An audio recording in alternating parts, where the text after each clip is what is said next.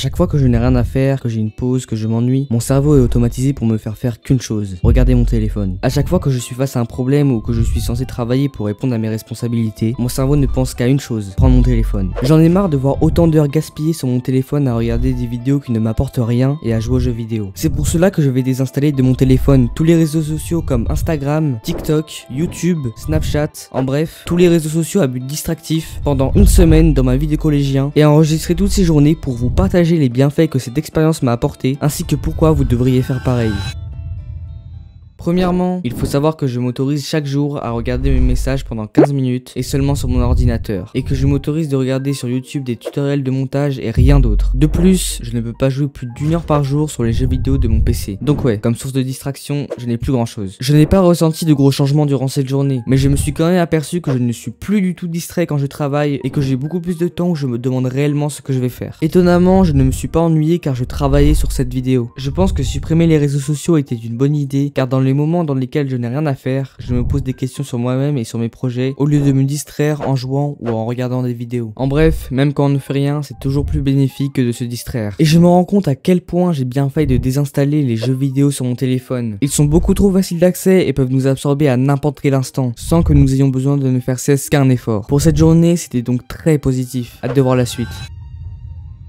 Durant cette journée, je me suis rendu compte que je cherchais toujours des moyens de me distraire et que je me surprenais parfois à ouvrir mon téléphone sans raison, comme par automatisme. Le truc qui est bien, c'est que j'ai toujours quelque chose à faire. Je ne gâche pas mon temps et j'avance bien plus vite sur mes objectifs. Je pense beaucoup moins à me distraire et je me sens plus consciencieux dans ce que je fais. Je pense réellement que vous devriez faire la même chose si vous avez du mal à vous contrôler sur votre consommation d'écran, car ça vous permettra d'être davantage face à vous-même. Je ne constate aucun point négatif à cette expérience. Les réseaux sociaux ne sont qu'inutiles à notre développement et vivre sans, c'est vivre plus.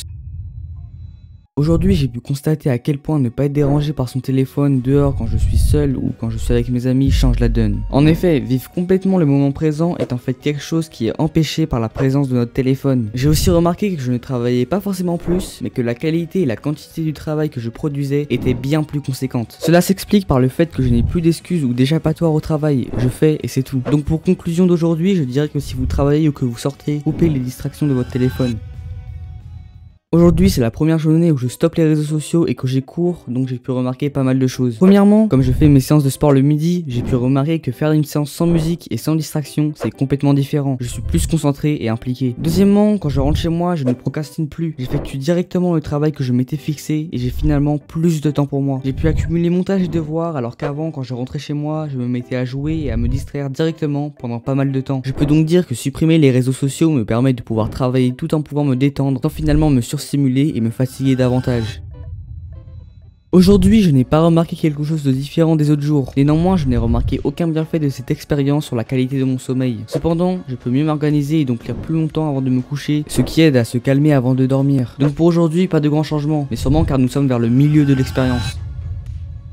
Aujourd'hui, comme avant-dernier jour, je me suis habitué à l'absence des réseaux sociaux dans mon quotidien. J'ai limite peur de les réinstaller et de tomber dans un cercle vicieux. Mais non, cette expérience m'a appris que ce n'est pas si difficile de se déconnecter et que quand je réinstallerai les réseaux sociaux, je mettrai des choses en place pour limiter ma consommation. Donc comme conclusion pour aujourd'hui, je peux dire que même en ayant les réseaux sociaux, au lieu d'être radical en les supprimant, on peut mettre des choses en place pour moins être distrait et limiter notre temps d'écran.